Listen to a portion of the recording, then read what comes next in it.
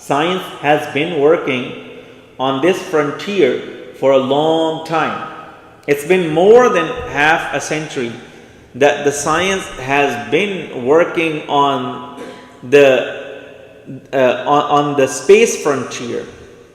More and more advances have been made and are being made from many countries all around the world.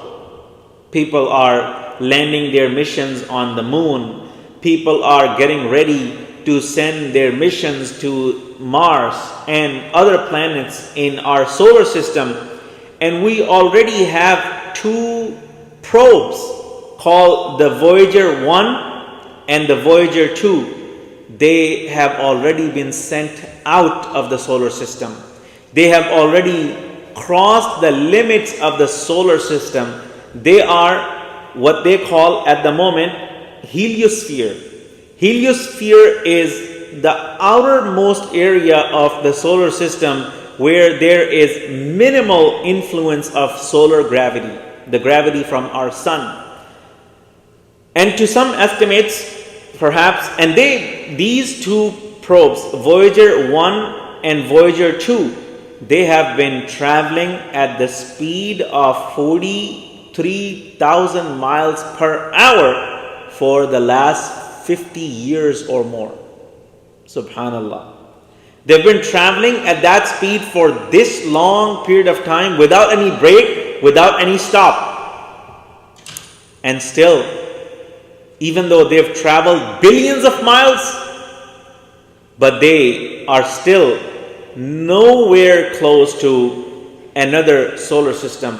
They are technically considered intergalactic now because they are in a space called intergalactic space. That's the space that exists between the gravitational influence of 2 stars that are close to each other. In one solar system, you will have all the influence from that star in that region, in that area. Then you will exit out of that, and then there will be open space where no star has any influence, any gravity. That is the intergalactic space. So the Voyagers are now technically in that intergalactic space. Now Allah subhanahu wa ta'ala is referring to the adornment of the sky that is closest to us. Allah subhanahu wa ta'ala does not speak about the sky that is above our sky and the sky that is above that sky, so on and so forth. But Allah does speak about the sky that is closest to us. That this sky has been adorned by stars like lamps. Allah uses the word masabih, which is the plural of misbah. Misbah means the lamp. Now, the ancient form of a lamp was the oil lamp. You put oil in a bowl and then you can ignite fire and then it will burn until the oil is there. So that was the ancient form of lamp, the oil lamp. Then advances were made. People started coming out with other forms of fuel for the lamps until we discovered electricity. And now we have electrical lamps. In your home, you don't have oil lamps. In your home, you do have lamps, but those lamps are powered by the electricity. All you have to do is turn the switch and that's it. The bulb turns on. Or now we have LED lights. Still, it's powered by electricity, but it's the latest technology. LED is the latest technology in producing light. Ancient form was the oil lamps. So Allah subhanahu wa ta'ala is referring to the stars that are in the sky as lamps. Because at that time, 1400 years ago, this is the only thing people could understand. If people were told about these electrical lamps that we have today, they would be puzzled and they would have a hard time understanding What are they talking about? Where you turn the switch on and it turns on, where you turn the switch off and it turns off immediately.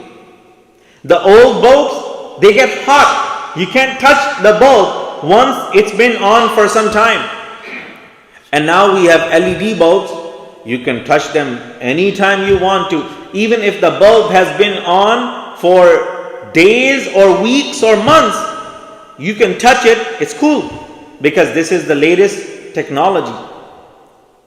So if people were told at that time, 1400 years ago, that these lamps, these stars that are there in the sky, they are fueled by nuclear energy, and every second there are millions of nuclear explosions that are taking place in the core of the sun that are keeping the sun alive, and every other sun that's in the galaxy and every other star that is in the universe is all part of the creation of Allah subhanahu wa ta'ala. From distance, they look like a lamp. During the daytime, the sun looks like a lamp. And it is the most luminous object in the whole sky. At night time, the moon becomes the most luminous object. Not because it is the most luminous, because it is the largest thing closest to us. And it is the biggest thing in the sky to us, visible to us. And we know now the moon doesn't even have its own light. The light that illuminates the surface of the moon, it's actually being reflected from the sun's light. So what you see when the moon is illuminated at night time, it's actually reflecting the light of the sun that's getting to the surface of the moon. If you were on the surface of the moon, you would see the earth the same way. But with the earth, you will also see the blue color, because earth has 71% water. And that water looks like blue. So if you were to look at the planet Earth from a distance, you would not see it as white as the moon, because moon doesn't have water. You would see it more like blue, because so much of our surface is covered with water. So Allah subhanahu wa ta'ala says that the heaven that is closest to the earth is decorated, adorned by the presence of these stars like lamps. These lamps that we know are stars, at night time they look like lamps. They look like little lights in the sky. But these things are not close by. The stars that we see with our naked eyes, they are not anywhere nearby. They are far, far, far from the earth. The closest thing is the moon. But even the moon, on average, is about 225,000 miles away from the earth. That's the average distance of the moon from the earth. And sun is 93 million miles away. But that's nothing compared to how far other planets are from the earth. Like, for example, Mars or Jupiter or Uranus or other planets within the solar system that we can see with our naked eyes at night time. In the month of June, there is a night that's coming up, perhaps this Saturday, on June the 8th. Most of the planets of our solar system will line up. They will come in this one line. So if you look at the sky before Fajr time, early in the morning, you will be able to see most of the planets of our solar system. You'll be able to see the Jupiter, you will be able to see the Saturn, you'll be able to see the Mars, and you'll be able to see other planets as well, along with the moon.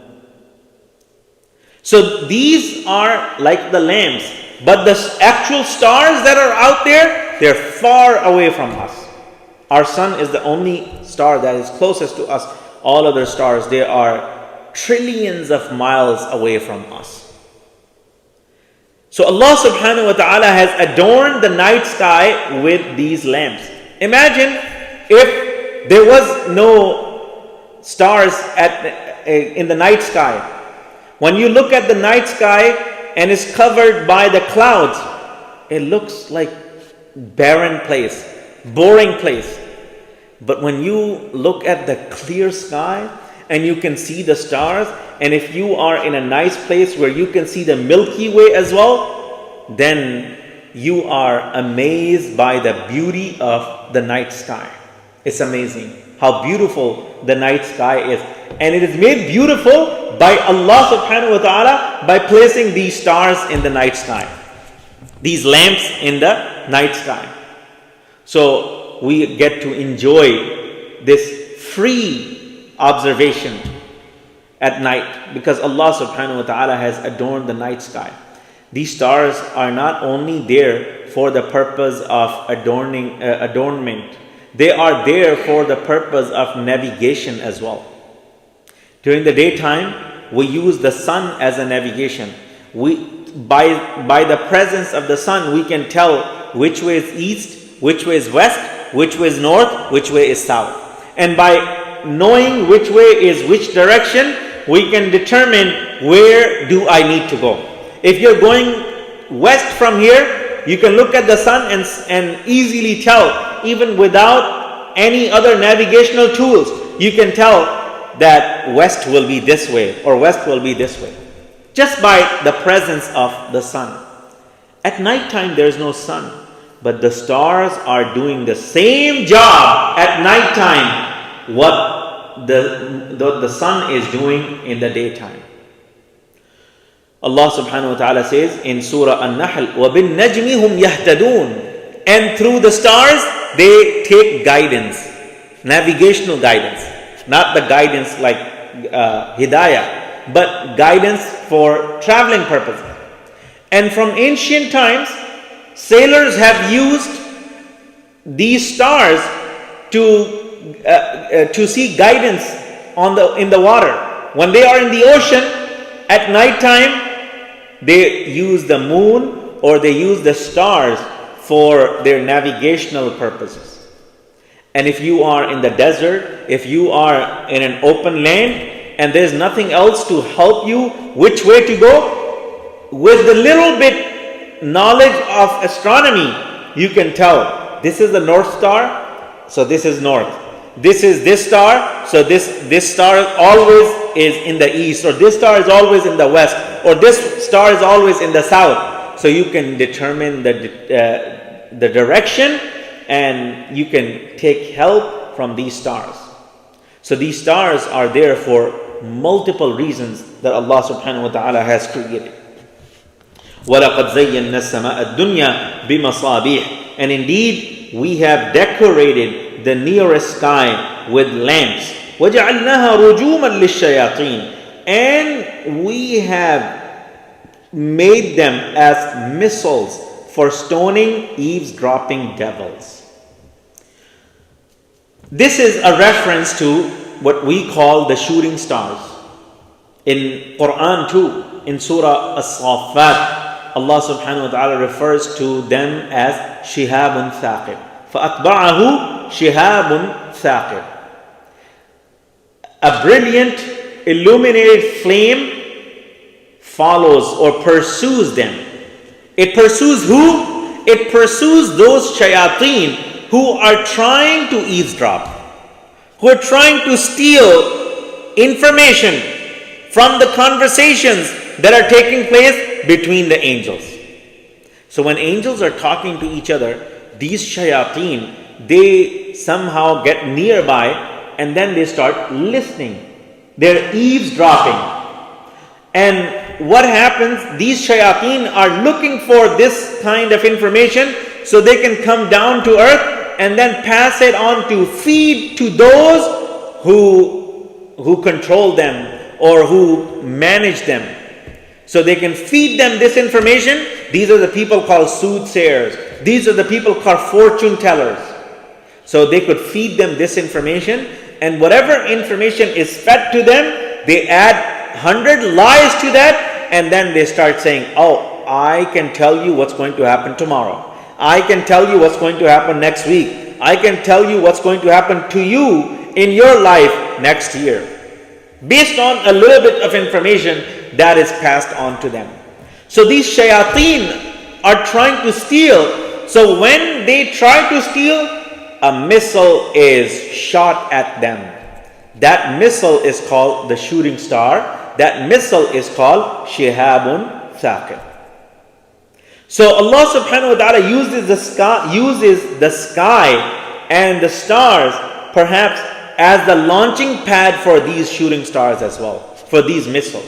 So perhaps these missiles are released from some star or some other surface nearby, and then it pursues these shayateen and hits them.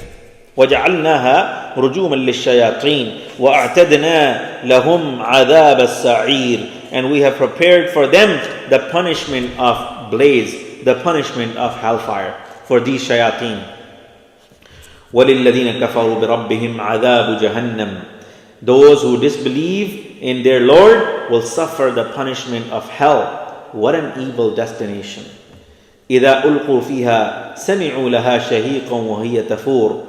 When they are tossed into hell, they will hear its roaring as it boils over. You can hear the sounds of fire when it boils, when it reaches its peak, and when it reaches its fury, even here in this world. You can hear the sounds of the fire as well. There's a place, I believe in Tajikistan or Kyrgyzstan, which is called the edge of hell. It's actually a deep well which has a lot of gases in there. So a long time ago, they ignited fire over there, and that fire has been burning for a long time, for many decades, and that fire does not extinguish because all the gases are there. So gases keep fueling the fire.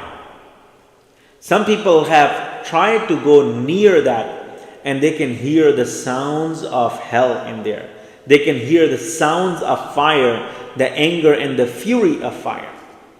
In this ayah, Allah subhanahu wa ta'ala is talking about the fury of the fire of hell. إِذَا أُلْقُوا فِيهَا سَمِعُوا لَهَا شَهِيقًا. When these people are thrown in hell, they will hear a terrible sound from the hell, from the fire. The fire will make this scary sound by itself. This is in addition to them burning in hell, burning in fire. The fire will scare them even with its sounds. So they will hear a terrible sound, وَهِيَ تَفُورُ, and the hell will be boiling. It will be so hot in there that even the hell will be boiling. تَكَادُ تَمَيَّزُ مِنَ الْغَيْظِ كُلَّمَا أُلْقِيَ فِيهَا فَوْجٌ سَأَلَهُمْ خَزَنَتُهَا أَلَمْ يَأْتِكُمْ نَذِيرٌ. Almost bursting in fury. Every time a group is cast into hell, the keepers of hell will ask them, did a warner not come to you? Every time a group of disbelievers or inmates of hell are thrown into hellfire, the people, the angels who are guarding the hell, they will ask them, did a warner not come to you? Did a messenger not come to you and warned you about the hell and warned you about the punishment of hell, the punishment of fire? قَالُوا بَلَى. And they will all say, yes, of course. A messenger did come a warner did come. قَدْ جَاءَنَا نَذِيرٌ. Yes, a warner did come to us. فَكَذَّبْنَا. But we denied the messenger. We rejected the warner. وَقُلْنَا مَا نَزَّلَ اللَّهُ مِنْ شَيْءٍ. And instead we said to that messenger that Allah did not send down anything. We denied the messenger, we rejected the messenger, and we said, no. Allah did not send down anything. We denied everything. In antum illa fi dhalalin kabir. You are extremely astray. You are only in great error. This is what they said to the prophets, that no.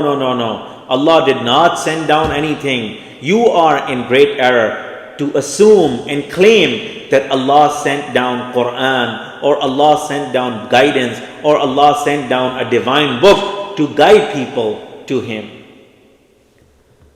وَقَالُوا لَوْ كُنَّا نَسْمَعُ أَوْ نَعْقِلُ مَا كُنَّا فِي أَصْحَابِ السَّعِيرِ. And they will lament, if only we had listened and reasoned, we would not be among the residents of the fire.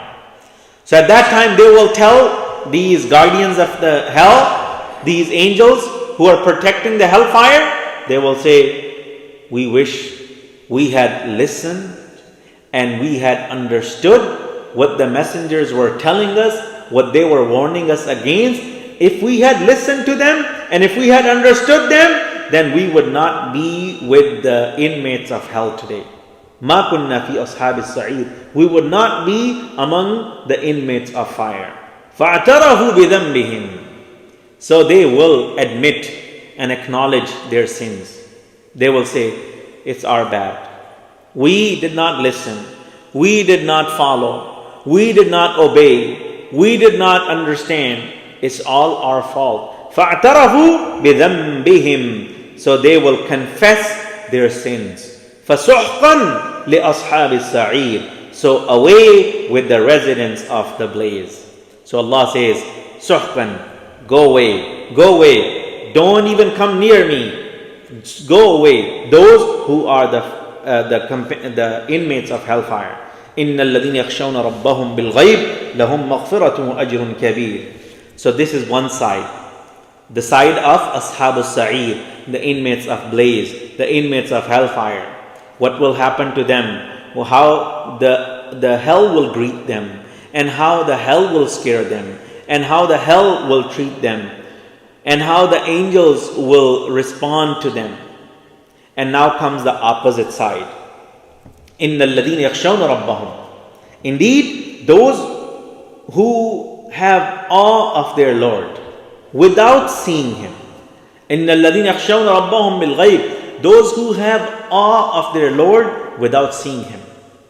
لَهُمْ مَغْفِرَةٌ. For them there is forgiveness from Allah. وَأَجْرٌ كَبِيرٌ. And a big reward. May Allah make us among them. So those who fear their Lord without seeing Him, we're all among those. We fear Allah. May Allah make us among those who fear Him without seeing Him. So for those who fear their Lord without seeing Him, those who are in awe of their Lord without seeing Him, for them there's forgiveness and a great reward. First thing is forgiveness, and then a great reward that follows the forgiveness. وَأَسِرُّوا قَوْلَكُمْ أَوْ اجْهَرُوا بِهِ. Whether you speak secretly or openly, إِنَّهُ عَلِيمٌ بِذَاتِ الصُّدُورِ. Allah surely knows best what is hidden in the hearts. This is a very important reminder from Allah subhanahu wa ta'ala that Allah knows even what's in your heart. Sometimes you speak very lowly, in a very low tone, thinking that nobody will hear you. Or sometimes you will say to yourself, man, I wish I could steal that. Or man, I wish I could do that sin. So you think nobody heard you. And you think you are the only one. But Allah is reminding you, whether you say secretly or openly, Allah knows even what's in your heart. إِنَّهُ عَلِيمٌ بِذَاتِ الصُّدُورِ Whether you keep your talk secret or make it aloud, Allah knows very well what lies in the hearts. So He knows what's even in your heart. So don't try to trick Allah subhanahu wa ta'ala. You know better. You should understand that you cannot hide things from Allah subhanahu wa ta'ala. Ala ya'lamu man khalaq. How could He not know His own creation? How could Allah not know what He has created? If you make something, you know everything about it. If you made this phone, you would know everything about it.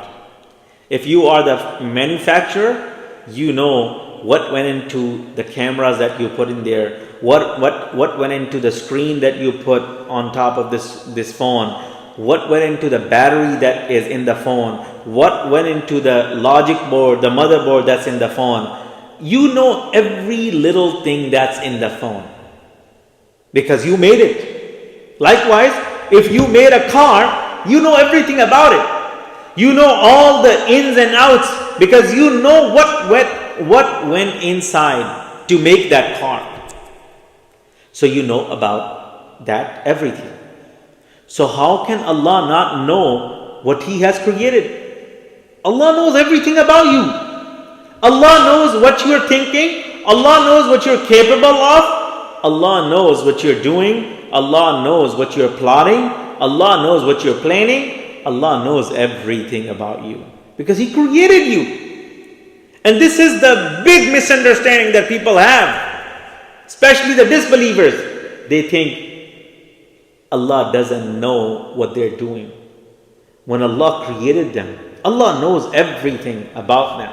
Ala ya'lamu man khalaq. Is it imaginable that Allah, who has created people, will not have such a knowledge about them? وَهُوَ اللَّطِيفُ الْخَبِيرُ. Two beautiful names of Allah subhanahu wa ta'ala. That Allah is the one who's alone, and Allah is the most subtle and all-wise. Allah subhanahu wa ta'ala is very subtle, and Allah subhanahu wa ta'ala is well aware of everything. هُوَ الَّذِي جَعَلَ لَكُمُ الْأَرْضَ ذَلُولًا. Now Allah reminds us of the signs that He has created for us, the things that we benefit from on this earth, the things that are for our benefit in this creation of Allah subhanahu wa ta'ala. So Allah begins with the earth. هُوَ الَّذِي جَعَلَ لَكُمُ الْأَرْضَ ذَلُولًا. Allah is the one who smoothed out the earth for you. Allah is the one who made the earth very suitable and smooth for you. Imagine if you were living on a very difficult terrain on a mountain. How hard was it going to be for you to live on that terrain? Majority of the people live on normal terrain where you can easily walk, where the earth is not too hard and not too soft. If the earth was too hard, you would not be able to build things on it. Because in order to build things, you have to dig. When you see the roads that are being constructed, you see they have to dig the earth first, and then they have to put a layer of foundation there. Then on top of that, they put something else. Then on top of that, they put something else. Now, if the earth was difficult, was so hard that you cannot crack it, you would not be able to make roads. And if the earth was too soft, then everything would sink. That's why not many people live in deserts, because deserts are not suitable for building things.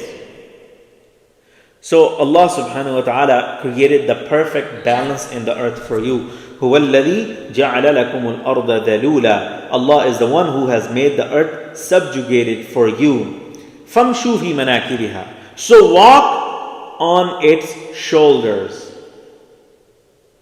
Shoulders of the earth are the passages that we have made on earth. So walk on the passages of the earth.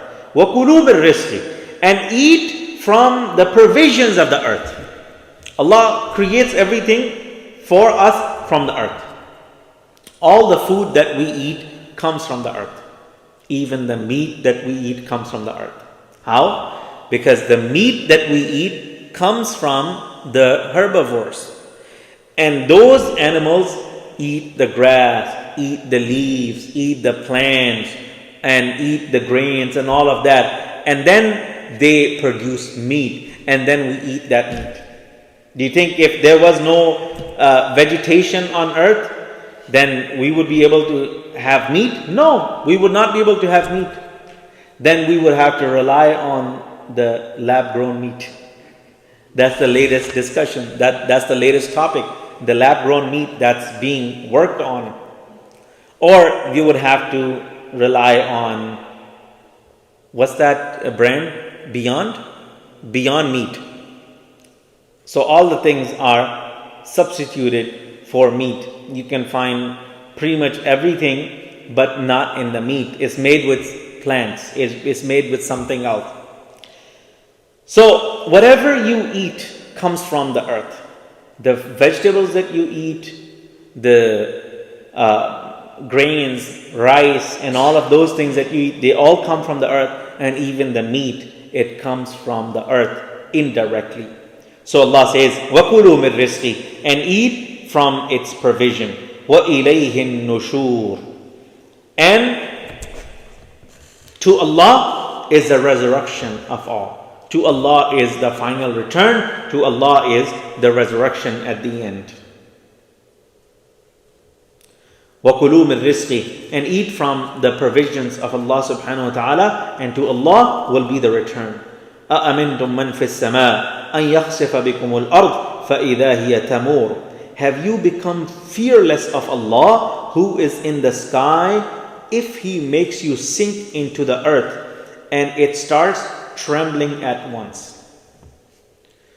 When you are committing sins, you become fearless of Allah subhanahu wa ta'ala. You forget that Allah still has control over you. And Allah can make the earth tremble.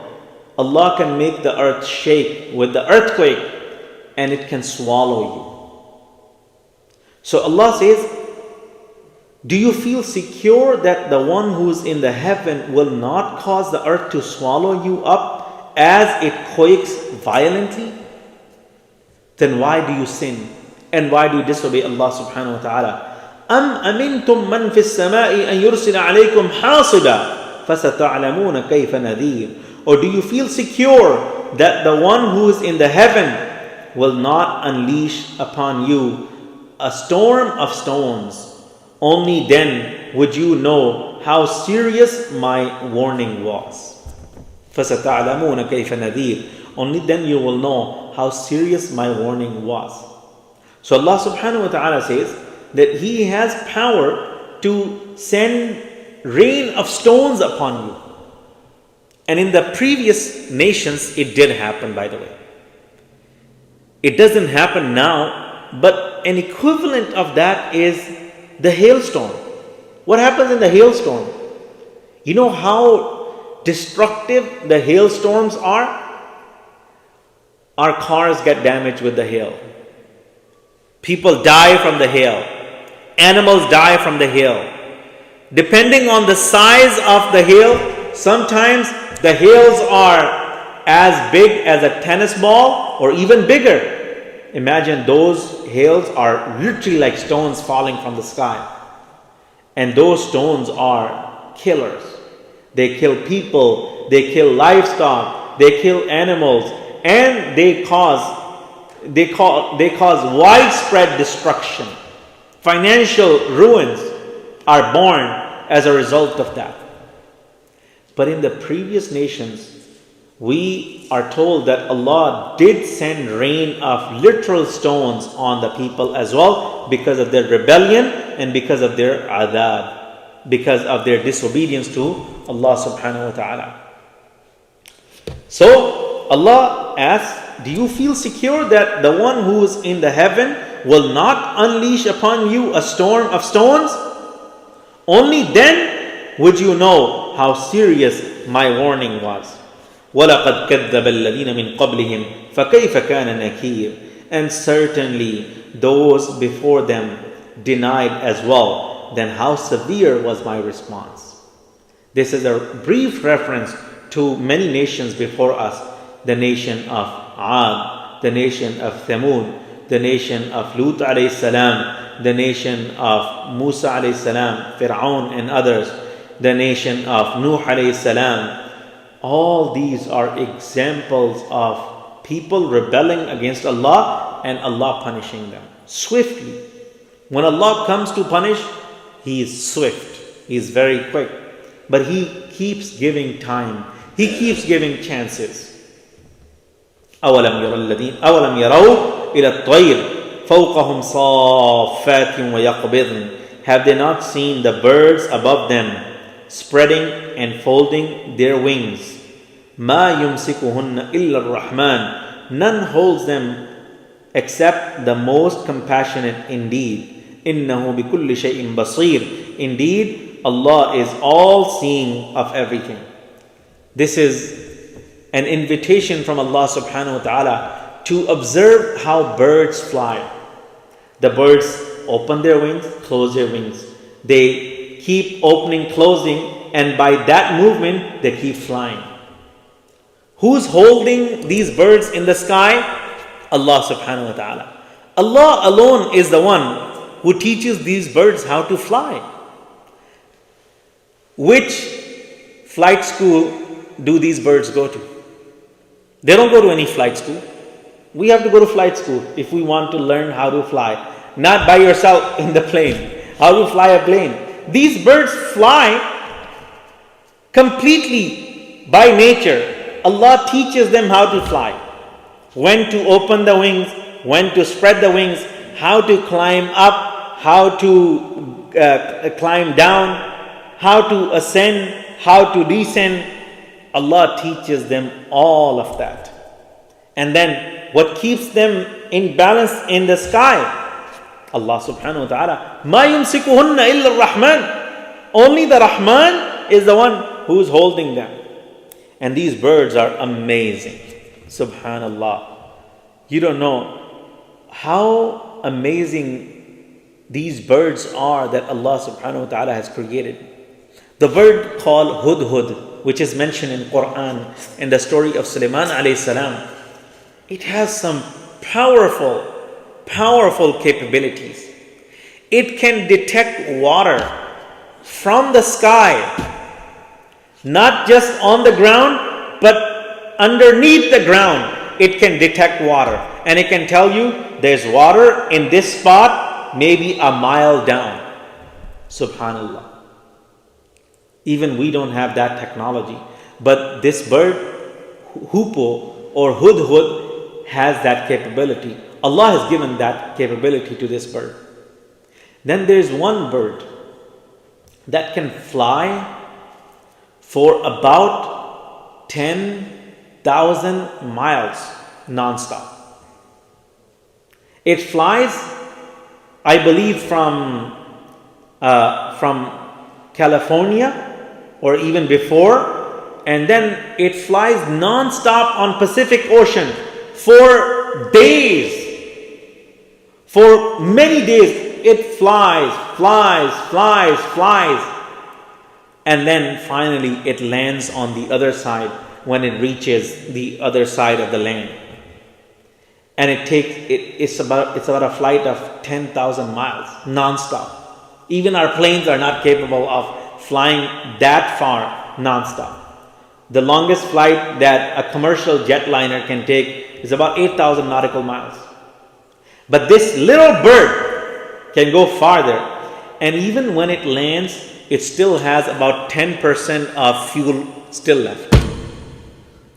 So that means it shuts off some of the functions while it's flying for that long period of time, so it can survive all the weather elements, everything else. They actually put tracker on some of these birds and really track them on their entire journey. And it's amazing how Allah subhanahu wa ta'ala has taught them these things and given them capabilities of that. So Allah subhanahu wa ta'ala invites us to look at these birds and appreciate the marvelous creations of Allah subhanahu wa ta'ala. مَا يُمْسِكُهُنَّ إِلَّا الرَّحْمَنِ. Looking at these words and thinking about this particular bird that stays in airborne for days and weeks is really amazing. Only Allah keeps that bird in flight for that long period of time. أَمَّنْ هَذَا الَّذِي هُوَ جُنْدٌ لَكُمْ يَنْصُرُكُمْ مِنْ دُونِ الرَّحْمَنِ إِنِ الْكَافِرُونَ إِلَّا فِي غُرُورٍ. Also, which powerless force will come to your help instead of the most compassionate? Indeed, the disbelievers are only lost in delusion.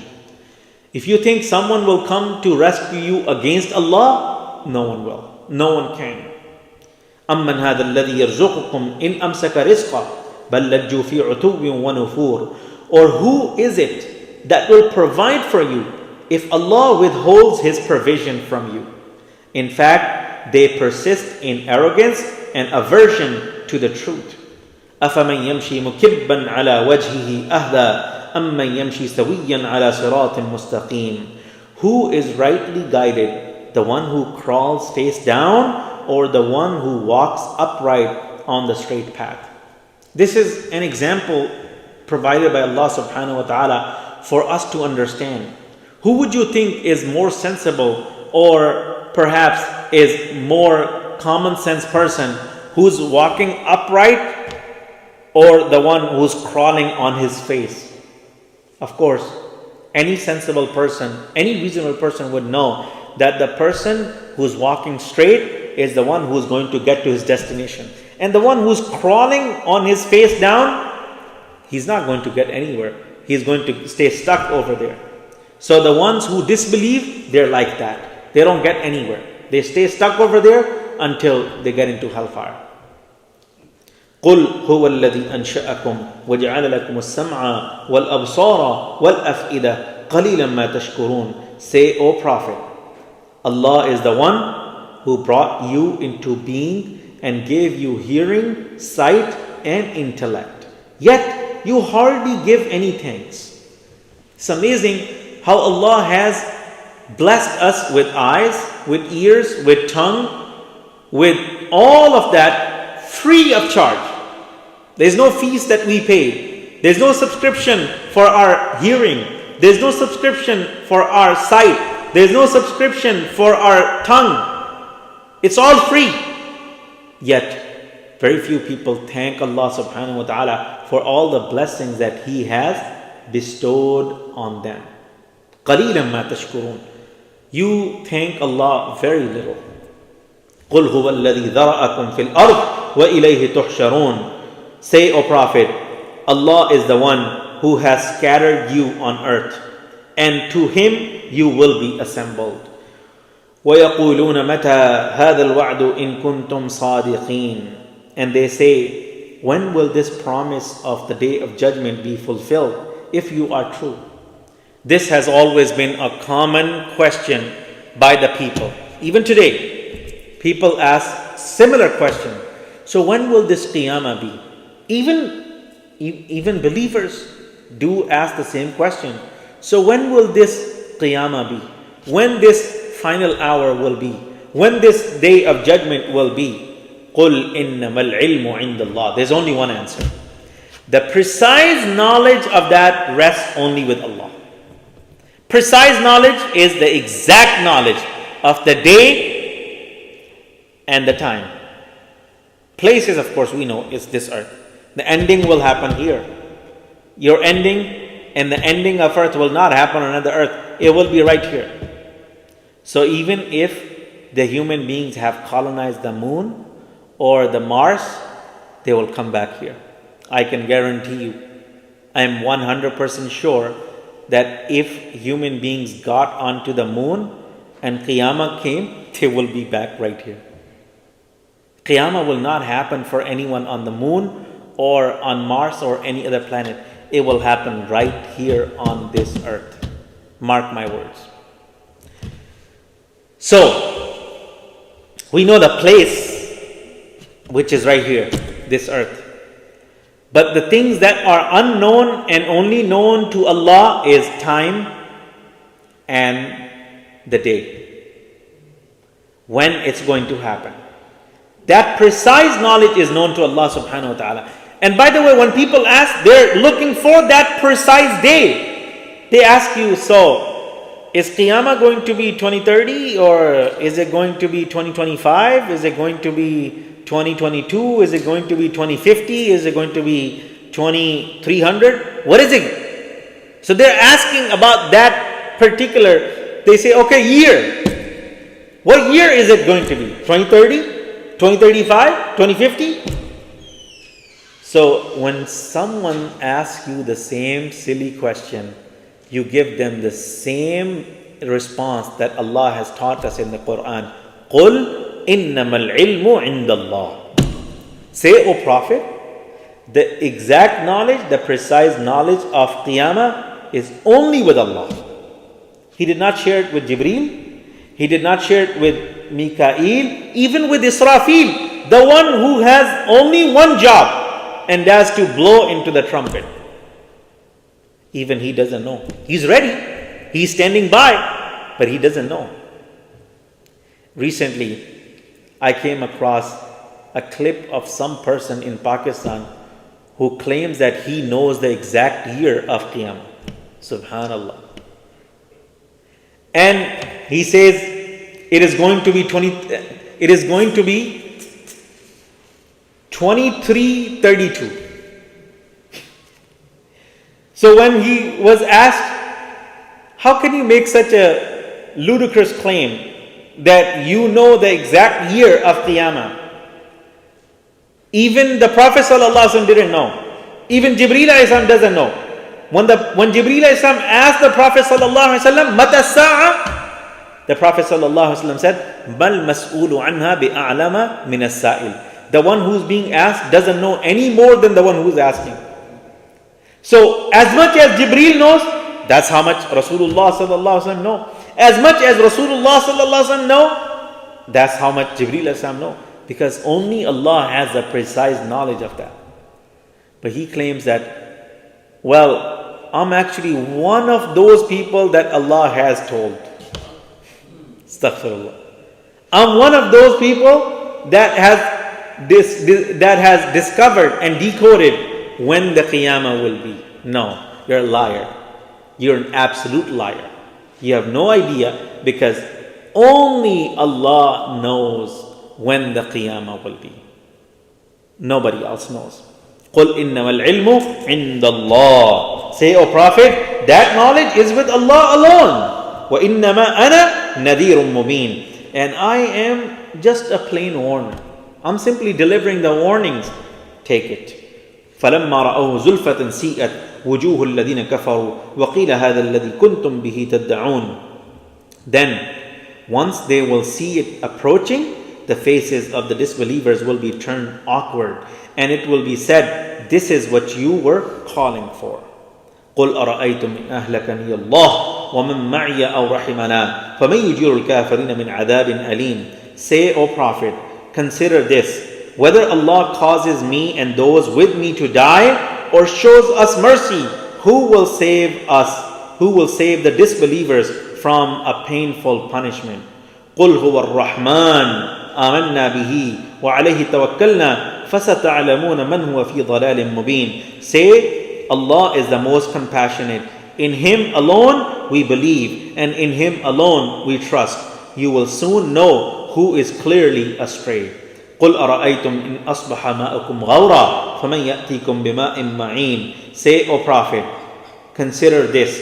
If your water were to sink into the earth, then who else could bring you flowing water?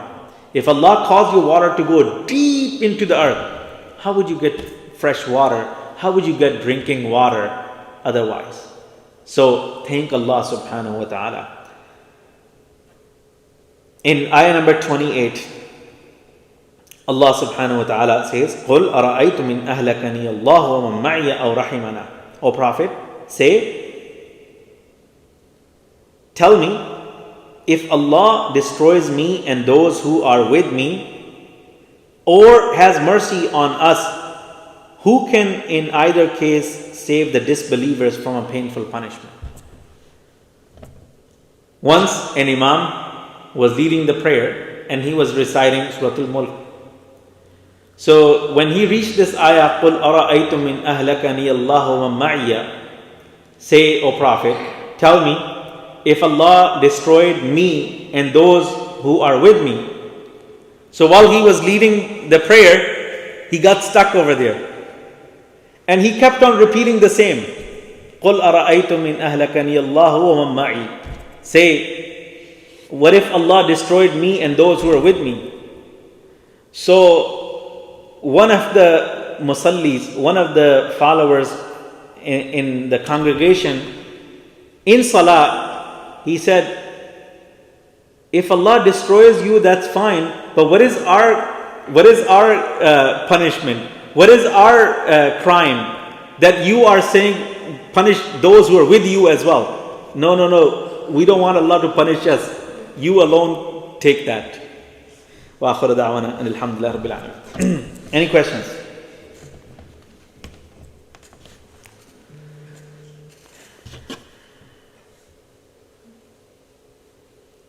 Please make dua for the brother of Brother Jameel, Sarfaraz Ahmad. He is in very critical condition in Chicago.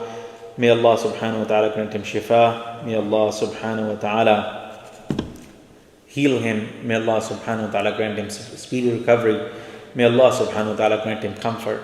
And please continue to make dua for our brothers and sisters in Gaza, our brothers and sisters in Sudan and elsewhere. May Allah subhanahu wa ta'ala grant them relief. May Allah subhanahu wa ta'ala help them. سبحانك اللهم وبحمدك أشهد أن لا إله إلا أنت نستغفرك ونتوب إليك. اللهم صل وسلم على عبدك ورسولك. اللهم صل على سيدنا مولانا محمد أفضل صلواتك. اللهم إنا نسألك الهدى والتقى والعفاف والغنى. اللهم إنا نسألك العفو والعافية والمعافاة الدائمة في الدين والدنيا والآخرة. اللهم حبب إلينا الإيمان وزينه في قلوبنا وكره إلينا الكفر والفسوق والعصيان واجعلنا من الراشدين. اللهم استر عوراتنا وآمن روعاتنا. اللهم انصر أهل فلسطين على عدوك وعدوهم يا أرحم الراحمين. ربنا آتنا في الدنيا حسنة وفي الآخرة حسنة وقنا عذاب النار. ربنا تقبل منا إنك أنت السميع العليم وتب علينا إنك أنت التواب الرحيم. وصلى الله تعالى على خير خلقه محمد وعلى آله وأصحابه أجمعين برحمتك يا أرحم الراحمين. جزاكم الله.